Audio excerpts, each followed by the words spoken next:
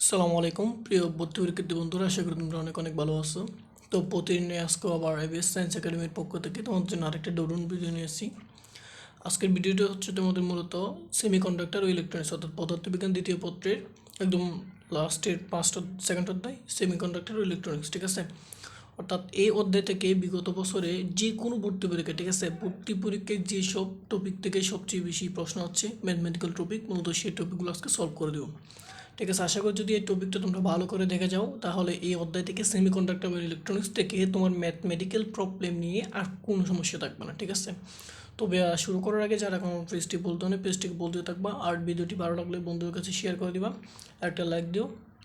আর যারা ইউটিউব থেকে দেখতেছো ইউটিউব চ্যানেলটাকে সাবস্ক্রাইব করে পাশে থাকবা, ঠিক আছে। তো চলো শুরু করা যাক। আচ্ছা, কি সেমিকন্ডাক্টর এবং ইলেকট্রনিক্স, ঠিক আছে। ওকে, এখান থেকে মোটামুটি বলতে গেলে যতগুলো ম্যাথমেটিক্যাল টপিক আছে সবগুলো এই ক্লাসের মধ্যে সলভ করে দেওয়া হবে, ঠিক আছে। ওকে, আশা করি যদি এই ভিডিওটা যদি তুমি পুরো করো তাহলে এই অধ্যায় থেকে ম্যাথমেটিক্যাল প্রবলেম নিয়ে আর কোনো সমস্যা থাকবে না, ঠিক আছে। তো চলো শুরু করা যাক। আচ্ছা, প্রথম নাম্বার টপিক কি বলতেছে, এক নাম্বার টপিক বলতেছে একটি পিএন অর্ধপরিবাহী জাংশনের বিভব পার্থক্য যেসে 2 ভোল্ট থেকে বেরিয়ে 2.2 ভোল্ট করা হলো, ঠিক আছে। অর্থাৎ একটি পিএন অর্ধপরিবাহীর জাংশনের বিভব পার্থক্য 2 ভোল্ট থেকে বৃদ্ধি করে 2.2 ভোল্ট করা হলো, ঠিক আছে। যখন আমি বিভব পার্থক্য 2 ভোল্ট থেকে 2.2 ভোল্ট করছি তখন এর তড়িৎ প্রবাহ কী হয়েছে, তড়িৎ প্রবাহ 0.4 এম্পিয়ার থেকে বেড়ে 8 এম্পিয়ার 0.8 এম্পিয়ার হলো, ঠিক আছে। ওকে, তার মানে যখন আমি বিভব পার্থক্য বৃদ্ধি করছি তখন আমার কি তড়িৎ প্রবাহ কী হয়ে গেছে, বৃদ্ধি হয়ে গেছে। এটা আলটিমেটলি বৃদ্ধি হওয়ার কথা, ঠিক আছে। বিভব পার্থক্য বৃদ্ধি করলে তড়িৎ প্রবাহ বৃদ্ধি হবে। এখন আমার বলছে আমার গতি ও রোধ কত সেটা আমাকে জিজ্ঞেস করছে, ঠিক আছে। ওকে, তো আমরা একটা সবাই সূত্র জানি, রোধের ক্ষেত্রে সূত্র কি বি ইকুয়াল টু আয়ার না। ওকে, তাহলে এক্ষেত্রে আয়ার আমার রাখতেছে কার মান, রোধের মান, গতি ও রোধের মান মানে কি ডেল্টা এর মান, ঠিক আছে। ওকে, এক্ষেত্রে কি আর এর মান হবে তোমার কি এখান থেকে আর এর মান হবে, আর এর মান লিখতে আর এর মান লিখতে পারবো বি বাই আই, তাই না। আমি এটা লিখতে পারবো, ওইটা। ওকে, যেহেতু গতিরোধ তাহলে গতিরোধের ক্ষেত্রে কি হয়, তাহলে গতিরোধের ক্ষেত্রে তোমার আর ইকুয়াল টু হবে delta V divided by delta I, অর্থাৎ বিভব পার্থক্যের পরিবর্তন যত হয়েছে সেটা, এবং হচ্ছে তোমার কি তড়িৎ প্রবাহের পরিবর্তন যত হয়েছে সেটা, মানে হচ্ছে তোমার গড় যে তড়িৎ প্রবাহ থাকছে সেটা হচ্ছে তোমার কি ডেল্টা আই, আর গড় যে বিভব পার্থক্য সেটা তোমার কি ডেল্টা বি, ঠিক আছে। ওকে, তাহলে দেখো ডেল্টা বি বের কত, ডেল্টা বি মানে কত 2.2 বৃদ্ধি পেয়েছে দেশে কোথায় থেকে 2 থেকে, তার মানে 2.2 থেকে 2 বাদ দিতে হবে, তাই না। তাহলে ওকে, তাহলে 2.2 থেকে আমি 2কে কী দেবো, বিয়োগ করে দেবো। ঠিক সেমভাবে এম্পিয়ার ক্ষেত্রে 0.8 হয়েছে, তাহলে 0.8 থেকে আমার কি 0.4কে বাদ দিতে হবে, 0.8 মাইনাস কি 0.4, তাই না। ওকে, তাহলে এখন দেখো 2.2 থেকে যদি 2 বাদ যায় বাকি থাকে অনলি 0.2, আর এই 0.4 থেকে যদি আমি 0.8 থেকে যদি 0.4 বাদ দিই তাহলে আমার থাকবে কি 0.4। ওকে, তাহলে এটাকে আমি কাটলে কি হয়, কাটলে এটা হবে তোমার কি 2। ওকে, তাহলে এখান থেকে আমার আসছে কি হাফ, হাফ মানে কি ভাইয়া, হাফ মানে হচ্ছে 0.5, ঠিক আছে। তাহলে এটা হচ্ছে আমার কি ভাইয়া গতীয় রোধের ভ্যালু, ঠিক আছে। আশা করি বুঝেছো, অনেক সোজা এবং পরীক্ষা আসার সম্ভাবনা কিন্তু অনেক বেশি, ঠিক আছে। ওকে, এটাকে তুমি 7 স্টার দিয়ে রাখতে পারো। আচ্ছা, এরপর আসো তোমার 2 নম্বর টপিক। 2 নম্বর টপিক কী বলতেছে, 2 নম্বর বলতেছে কোনো ট্রানজিস্টরে কমন বেস সার্কিটে এমিটর কারেন্ট যদি 100 এম্পিয়ার থেকে বৃদ্ধি করে 150 এম্পিয়ার উন্নীত হয়, অর্থাৎ 100 এম্পিয়ার থেকে বেড়ে 150 এম্পিয়ার হয়েছে, এবং কালেক্টের কারেন্ট হচ্ছে 98 এম্পিয়ার থেকে বৃদ্ধি পেয়ে 147 এম্পিয়ার উন্নীত হলো, ঠিক আছে। এখন আমাকে বলছে কারেন্ট এমপ্লিফিকেশন ফ্যাক্টর এবং কারেন্ট গেইন এর ভ্যালু কত, আমাকে সেটা জিজ্ঞেস করছে।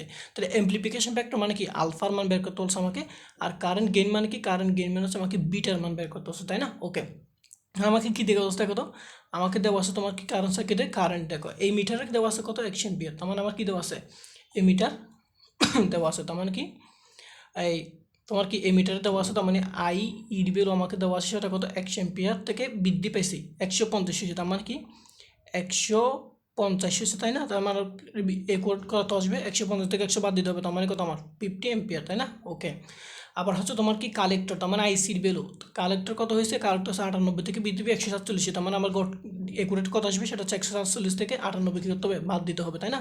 তাহলে আইসি ইকুয়াল টু হবে 147 মাইনাস হচ্ছে 98, আর 147 থেকে 98 বিয়োগ করে তাহলে কত থাকবে, এদিকে থাকবে 47, এ থাকবে 2, তার মানে কত 49, তার মানে 49 এম্পিয়ার।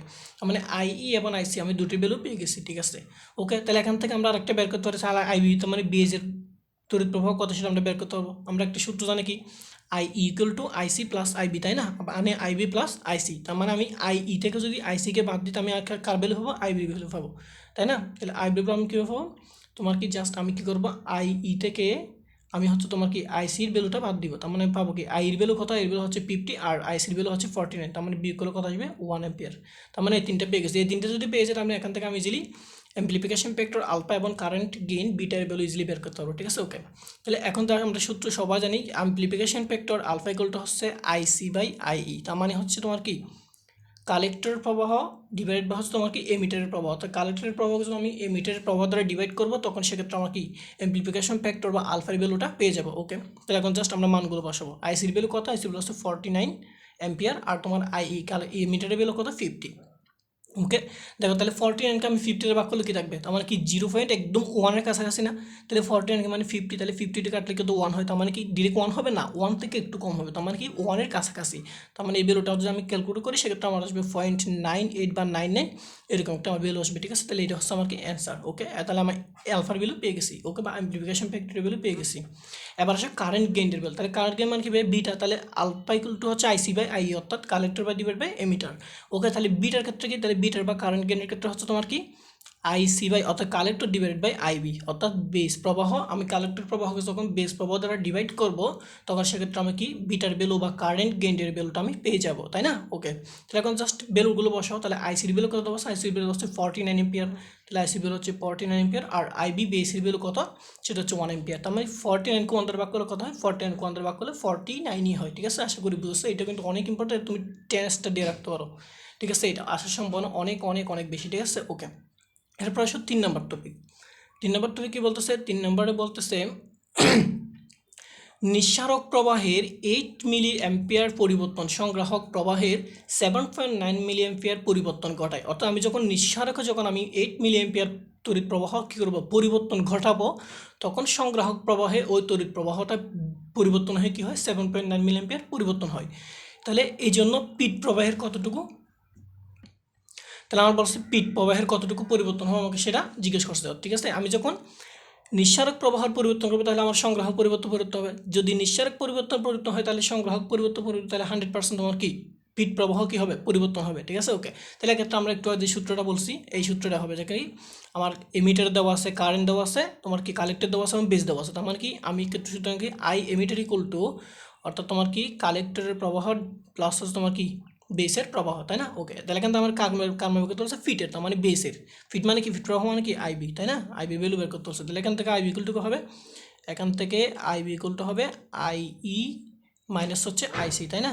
ওকে, তাহলে জাস্ট মানগুলো বিয়োগ কত, আইয়ের ভ্যালু কত, আইয়ের ভ্যালু তোমার কত আছে, এমিটার কত আছে সংগ্রাহক, এই যে নিঃসারক 8 মিলি অ্যাম্পিয়ার, এই যে এইচ মাইনাস তারপর হচ্ছে তোমার কি আইসির ভ্যালু কত, আইসির ভ্যালু দেওয়া আছে তোমার কত 7.9 মিলি অ্যাম্পিয়ার, তাই না, মিলি অ্যাম্পিয়ার। তাহলে 8 থেকে 7.9 গেলে বাদ থাকি 0.1 মিলি অ্যাম্পিয়ার, ঠিক আছে। আশা করি বুঝতে পারলে এটা হচ্ছে তোমার কি পিট প্রবাহের পরিবর্তন, ঠিক আছে। ওকে, এরপর আসে 4 নম্বর টপিক। 4 নম্বর টপিক কি বলতেছে, 4 নম্বরে বলতেছে একটি ট্রানজিস্টরে আলফার ভ্যালু 0.85 হলে বিটার মান কত হবে আমাকে সেটা জিজ্ঞেস করছে। 8/7 স্টার দিতে পারো, ঠিক আছে, এটা আসবেই, ঠিক আছে। হয় তোমাকে বিটার ভ্যালু বের করতে হবে আলফার ভ্যালু দিয়ে, না হয় তোমাকে বিটার ভ্যালু দিয়ে আলফার ভ্যালু বের করতে হবে, ঠিক আছে। এই জিনিসটা কিন্তু তোমরা 7 স্টার দিয়ে রাখতে পারো, ঠিক আছে, এটা আসতে পারে।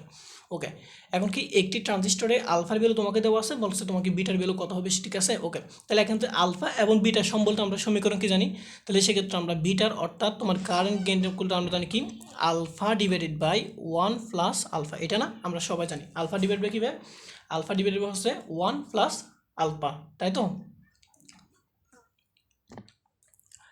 এখানে কি হবে, ওই যে তোমার কি বিটা করতে হবে আলফা বাই 1 মাইনাস আলফা, ঠিক আছে, বিটা হবে তাহলে মাইনাস হবে, ওই যে তোমার আর আলফার ক্ষেত্রে হবে তোমার কি বিটা বাই 1 প্লাস বিটা, ঠিক আছে। তাহলে কি বিটা ইকুয়াল টু কি হবে alpha divide by 1 minus alpha, ঠিক আছে। তাহলে এখানটা আমরা জাস্ট ভ্যালুগুলো বসাবো, তাহলে আলফার ভ্যালু কত, আলফার ভ্যালু আছে 0.85 আর এখন হবে তো কি 1 মাইনাস 0.85, তাই না। ওকে, তাহলে এখন থেকে উপরে হচ্ছে তোমার কি 0.85 আর নিচে কি 1 মাইনাস 0.85, তার মানে 1 মাইনাস 0.85 মানে কত 0.50, তাই না, 0.15। ওকে, এখন 0.15 আমরা ভাগ এটাকে আমরা কি দশমিক তুলে ফেললে এটা হচ্ছে 85 হয়ে যাবে, এটা তোমার 50 হয়ে যাবে। এবার যখন ভাগ করি তাহলে কত 5 12 15 6 15 60 5 15 75, তাহলে 6 15 কত 90, তার মানে 6 হলে বেশি হয়ে যাচ্ছে, তাই না, ক্যালকুলেটর ইউজ করতেছি আমরা, ঠিক আছে। তাহলে 6 হলে বেশি হয়ে তো আমার কি 5 পয়েন্ট সামথিং আমার কি আসবে ভ্যালু আসবে, তাই না। তাহলে অপশন আমরা 5 পয়েন্ট সামথিং বলে সেটা কি অ্যান্সার দেখাই দেবো, ঠিক আছে। অ্যান্সারটা আমি ক্যালকুলেট করি সেক্ষেত্রে আমার ভ্যালুটা কত আসবে, আমার ভ্যালুটা আসবে হচ্ছে তোমার 5.66 কত আমার ভ্যালুটা আসতেছে কত ক্যালকুলেট করলে 5.66 ঠিক আছে ওকে আশা করি বুঝেছো ঠিক আছে এরপর আসো ঠিক সেম টপিক জাস্ট এখানে তোমার আলফার ভ্যালু দিচ্ছে তোমাকে বিটার ভ্যালু বের করতে হচ্ছে ঠিক আছে এখন তোমার কি বিটার ভ্যালু দেওয়া আছে কারেন্ট গেইনের ভ্যালু দেওয়া আছে তারপর তোমাকে বের করতে হচ্ছে আলফার ভ্যালু তোমাকে বের করতে হচ্ছে ঠিক আছে অর্থাৎ এমপ্লিফিকেশন ফ্যাক্টরের মান বের করতে হচ্ছে তাহলে এক্ষেত্রে কি হবে এক্ষেত্রে সূত্রটা হবে তোমার কি এক্ষেত্রে তোমার সূত্রটা হবে এই আলফা ইকুয়াল টু তোমার হচ্ছে কি beta divided by 1 plus beta ঠিক আছে এখানে হবে মাইনাস ঠিক আছে আলফার ক্ষেত্রে অর্থাৎ বিটার ক্ষেত্রে হবে alpha divide by 1 minus alpha আর আলফার ক্ষেত্রে হবে beta divide by 1 plus beta এটা একটু মনে রাখবো এখানে গোলাই ফেলে ঠিক আছে ওকে এখন জাস্ট আমরা মানগুলো বসাবো তাহলে বিটার ভ্যালু কত বিটার ভ্যালু দেওয়া আছে 0.25 ঠিক আছে এখন হচ্ছে 1 প্লাস বিটার ভ্যালু হচ্ছে কত 0.25 তাই না ওকে তাহলে ইয়া করো তাহলে 0.25 আর 1 প্লাস 0.25 মানে কত তাহলে 1.25 তাই না ওকে তাহলে আমি যে দশমিক তুলে পেলে উপরটা কত 25 হবে আর নিচেরটা 125 হবে তাই না ওকে তাহলে 25 কিন্তু আমি 100 ভিতরে বাঁকা তাহলে 5 25 125 তাই না তাহলে কোটা আমি কি লিখতে পারবো 1/5 আর 1/5 মানে কত হাফ তার মানে কি 0.5 ঠিক আছে আশা করি বুঝছো এই জিনিসটা অনেক ইম্পর্টেন্ট ওকে এরপর আসো 6 নম্বর টপিক 6 নম্বর টপিক কি বলতেছে 6 নম্বরে বলতেছে এই মানে তোমাকে ওই যে আইসিটিরগুলো আর কি হ্যাঁ আমাকে একটা মান হচ্ছে তোমার কি বাইনারিতে দেওয়া আছে তোমাকে বলছে ডেসিমেল সংখ্যা কত তোমাকে সেটা বের করতে হচ্ছে তো তোমাকে বাইনারিতে একটা ভ্যালু দেওয়া আছে তোমাকে বলছে সেটা ডেসিমেলে তোমার ভ্যালুটা কত হবে সেটা জিজ্ঞেস করছে আমরা সবাই জানি যে কোনো হোক বাইনারি অক্টাল না হয় হেক্সাডেসিমেল যেটাই হোক সেখান থেকে যদি আমরা ডেসিমেল বা আমাদের প্রচলিত নিয়মে যদি নিয়ে যাই সেক্ষেত্রে আমার কী করতে হবে এই যে দশমিকের আগগুলো সেটা একই প্রসেস একটাই প্রসেস করে আমরা সব করবো ঠিক আছে জাস্ট থেকে আমরা করি তাহলে আমার বাইনারিতে দেওয়া আছে কত বাইনারি দেওয়া আছে 101011.10 ঠিক আছে ওকে এখানে দেখো দশমিকের আগের ক্ষেত্রে একভাবে কাউন্ট করবো আর দশমিক পরে অন্যভাবে আমরা হিসেব করবো তাই না ওকে আমরা সবাই জানি দশমিকের আগে হলে সেদিকে পাওয়ারটা প্লাস আকারে বৃদ্ধি পায় আর যদি দশমিকের পর হয় সেক্ষেত্রে পাওয়ারটা হচ্ছে মাইনাস আকারে বৃদ্ধি পায় ঠিক আছে ওকে এখন দেখো আমি এটা যদি লিখি সেক্ষেত্রে কি আমার এটা হচ্ছে তোমার কি 10 10 10 11 তাই না ওকে তাহলে আমি কি লিখবো দেখো দশমিকের এখান থেকে লিখে আসবো দশমিকের এখান থেকে 1 ঠিক আছে 1 ইন্টু আমরা দেবো আমরা কিসে নিয়ে যাচ্ছি ডেসিমেলে তাহলে আমরা কোথা থেকে নিয়ে যাচ্ছি বাইনারি থেকে তাই না আমরা কোথা থেকে তাহলে বাইনারি থেকে এই বাইনারি হলে এই 2 হবে আর দিকে পাওয়ার হবে 1 ঠিক আছে তারপর হবে প্লাস চিহ্ন তারপর কি 1 এর পরে কি 1 এরপরে ঠিক 2 হবে এবং পাওয়ার 1 এর পরে কত হবে পাওয়ার হবে 2 এরপর হচ্ছে 1 1 পরে 0 তাহলে 0 হবে ইন্টু হচ্ছে তোমার কি 2 পাওয়ার হবে কত 3 তাহলে প্লাস হবে তাহলে এরপর কি 1 আছে 0 পরে কি আছে এরপর তোমার 1 আছে ইন্টু হচ্ছে 2 পাওয়ার হবে কত 3 পরে 4 এরপর হচ্ছে তোমার 0 হবে তাহলে 0 ক্ষেত্রে কিছু হবে না আমি বাদ দিয়েছি যেহেতু জায়গা নেই ঠিক আছে ওকে এরপর হচ্ছে তোমার কি এই যে 1 তাহলে 1 হবে তোমার কি ইন্টু হবে 2 তাহলে একটা বাদ দিয়েছিলাম 4 তাহলে 5 তাহলে এটা হবে তোমার কি 6 ঠিক আছে 2 টু 6 এবার আসলে দশমিকের পরে কি আছে 1 আছে তার মানে হবে 1 হবে এখানে হবে ইন্টু হবে 2 এখানে হবে -1 ঠিক আছে দশমিকের পর হলে -1 আকারে বৃদ্ধি হবে আর দশমিকের আগে হলে কি +1 বা +2 +3 এভাবে বৃদ্ধি হবে ঠিক আছে তাহলে 10 এর পর কি 0 তারপর কি +0 ইন্টু 2 ইনভার্স এখানে হবে কি 2 ঠিক আছে এবার জাস্ট আমরা এগুলো হিসাব করবো ঠিক আছে ওকে তাহলে 2 টু দি পাওয়ার 6 মানে কত 2 যদি আমি 6টা গুণ করি সেক্ষেত্রে কি হবে 2 যদি আমি 6টা গুণ করি সেক্ষেত্রে আমি ভ্যালুটা আসবে কত হবে ভ্যালুটা আসবে কত 2 টু দি পাওয়ার 6 মানে কত হয় 64 তাই না 2 টু দি পাওয়ার 6 মানে কত 64 তাহলে কি 2 টু দি পাওয়ার মানে 200টা তাহলে কত ঠিক আছে তাহলে 2 টু দি পাওয়ার 6 মানে কত 64 আর 64 একে 64 এরপর হচ্ছে প্লাস 2 টু দি পাওয়ার 4 মানে কত 2 টু দি পাওয়ার 4 মানে হচ্ছে 16 তাই না 2 টু দি পাওয়ার 4 মানে হচ্ছে 16 প্লাস 2 কিউব মানে কত 8 এর সাথে 0 গুণ করলে 0 হয় আর হচ্ছে 2 টু দি পাওয়ার 4 4 এর সাথে গুণ করলে 4 হয় ঠিক আছে প্লাস 2 টু দি পাওয়ার 1 আমার 2 একে 2 তাহলে হচ্ছে কি গুণ করলে 2 একে 2 হয় ওকে এরপর দশমিক পর আসে তাহলে কি 1 ইন্টু হাফ তার মানে কি এখানে আসতেছে 1/2 হাফ তাই না ওকে এরপর কি প্লাস 0 এর সাথে গুণ করলে সব কিছু কি হয় 0 হয় ঠিক আছে এবার দেখো এগুলো সব যোগ করে তাহলে 64 প্লাস 16 তাহলে 64 প্লাস 16 যোগ করলে আমার কত হবে 80 হবে তাই না 80 হবে আর এখানে 4 তাহলে 2 তার মানে কি 86 আমার এই ভ্যালুটা আসতেছে কত 86 তাই না এই ভ্যালুটা আমার কত আসতেছে 86 আসতেছে ওকে আর এখানে দশমিক পরে কি তোমার কি প্লাস হাফ তাই না ওকে তাহলে প্লাস তোমার কি হাফ তাহলে সেটা হবে তোমার দশমিকের পরে কাউন্ট হবে তার মানে দশমিক পর আসবে কত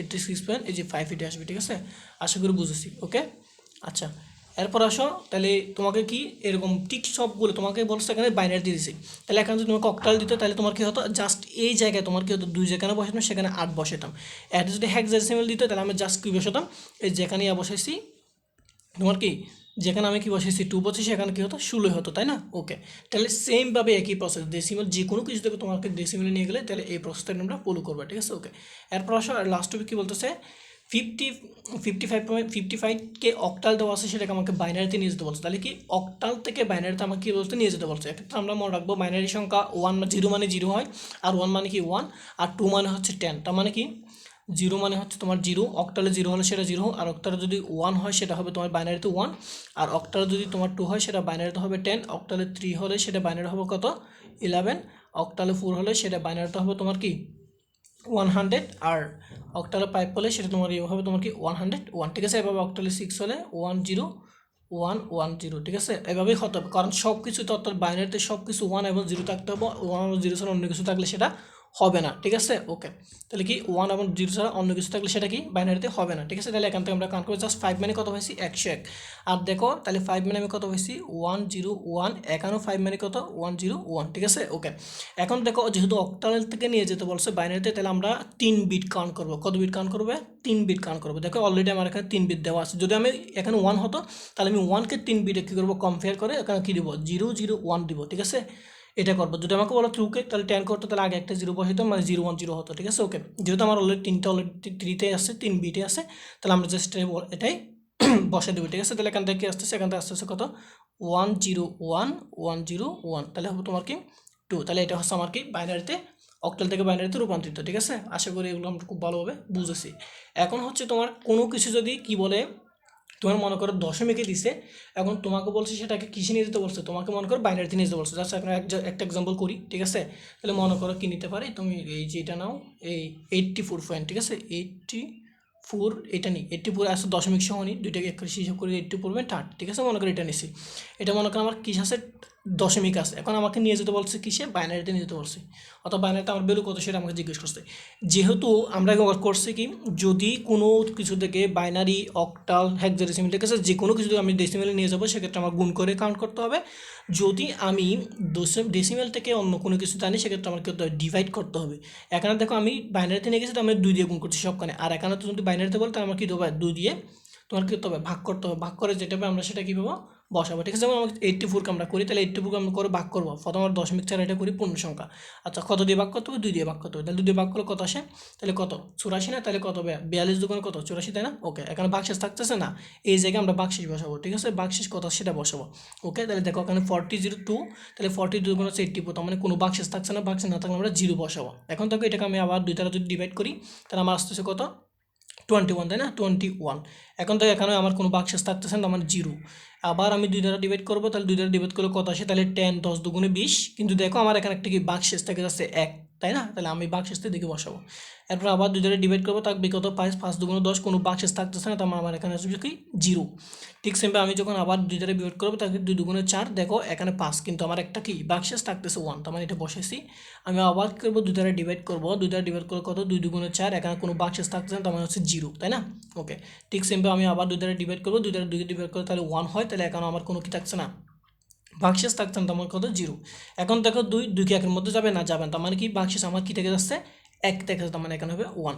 এখন দেখো আমরা কোন দিকে কাউন্ট করবো, এখন হচ্ছে ডিভাইড করার সময় আমরা নিচ থেকে উপরের দিকে যাবো, ঠিক আছে, নিচ থেকে উপরেরগুলো বেলগুলো বসাবো, তাহলে আমার আনসারটা কত আসবে, কত আনসারটা আসবে হচ্ছে তোমার কি 100, তারপর হচ্ছে 10100, তাহলে এটা হচ্ছে আমার কার 84-এর তোমার কি বাইনারি রুট, ঠিক আছে। এবার হচ্ছে তোমার দশমিক ক্ষেত্রে কী করবে, দশমিক ক্ষেত্রে আমরা গুণ করবো, কি দেখো 0.3 না, তাহলে 0.3 কত কিসে নিয়ে আসছি বাইনারিতে, তার মানে 2 দিয়ে গুণ করবো, 2 দিয়ে গুণ করলে হচ্ছে 0.6, আমার কোনো পূর্ণ সংখ্যা আছে না, পূর্ণ সংখ্যা না আসলে এখানে 0 বসাবো।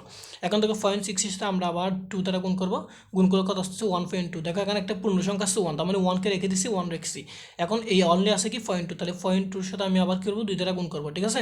2 দ্বারা গুণ করলে কত হবে 0.4, তার মানে কোনো স্থানে, তার মানে হচ্ছে আমার 0, কোনো পূর্ণ সংখ্যা আসে না। ঠিক সেমভাবে আমি আবার 0.4-এর সাথে করবো 2, 0.4-এর সাথে করলে আসে তোমার 0.8, তার মানে 0.8 মানে কোনো পূর্ণ সংখ্যা আসে না, তাহলে 0 বসাবো। এরপর দেখো 0.8, ঠিক আছে, 0.8 হিসেবে আবার গুণ করে কত আসে 1.6, তার মানে এখন পূর্ণ সংখ্যা আসছে, তার মানে 1, ঠিক আছে। এভাবেই আমার আবার 0.6 দিয়ে 2 গুণ করবো, মানে এভাবে চলতে থাকবে, তাহলে আমরা 2-3টা নিলে কিন্তু আমাদের কাজটা হয়ে যায়, ঠিক আছে। এখন এক্ষেত্রে আমরা কোন ভ্যালু কোথা থেকে নিব, এখন আমরা উপর থেকে নিচে নিব, যদি এই ক্ষেত্রে নিচে আমি কি নিচ থেকে উপরে, আর আমার যখন গুণ করবো দশমিকের ক্ষেত্রে তখন আমরা নিব কি উপর থেকে নিচে, ঠিক আছে। উপর থেকে নিচে কত আসতে দেখতেছো, আসে হচ্ছে তোমার কি 0.1, তারপর হবে তোমার কি 0, এই যে 0.1, তারপর হচ্ছে 0.1, ঠিক আছে 0.1। ওকে, আমার কি বেরোতে আসতেছে কত এটা, ঠিক আছে 0 1 তারপর হচ্ছে 0 0 1, ঠিক আছে 0 1 0 0 1। তাহলে এটা হচ্ছে আমার কি 4 and 3 এর তোমার কি বাইনারি রূপ, আশা করি বুঝছো। ঠিক সেমভাবে অন্য ক্ষেত্রেও তোমার যদি এখানে বলতো 2 না দিয়ে, অর্থাৎ বাইনারিতে না দিয়ে অক্টাল দিত, তাহলে আমি সবখানে 8 দিয়ে ভাগ করতাম, এখানে 8 দিয়ে গুণ করতাম। যদি তোমাকে হেক্সাডেসিমাল দিত, তাহলে আমি সবখানে 16 দিয়ে ভাগ করতাম, এখানে 16 দিয়ে গুণ করতাম, বুঝছো। এইভাবেই আশা করি সবগুলো প্রসেস এখানে এই দুইটা যদি তুমি ভালোভাবে পারো, তাহলে কি বাইনারিতে তোমার রূপান্তর নিয়ে এই তোমার এই অধ্যায়ে আর কোনো ধরনের সমস্যা থাকবে না, ঠিক আছে। তো আশা করি তোমরা যদি এই কয়েকটা টপিক ভালো করে দেখা যায়, তাহলে এই অধ্যায় থেকে ম্যাথমেটিক্যাল প্রবলেম নিয়ে আর কোনো সমস্যা থাকবে না, ঠিক আছে। তো ভালো থেকো, ভিডিওটি ভালো লাগলে আবার বলি বন্ধুদেরকে শেয়ার করে দিও, আর পেজটি বলতে পাশে থাকবা। তো খুদা হাফেজ, আল্লাহ হাফেজ, আসসালামু আলাইকুম।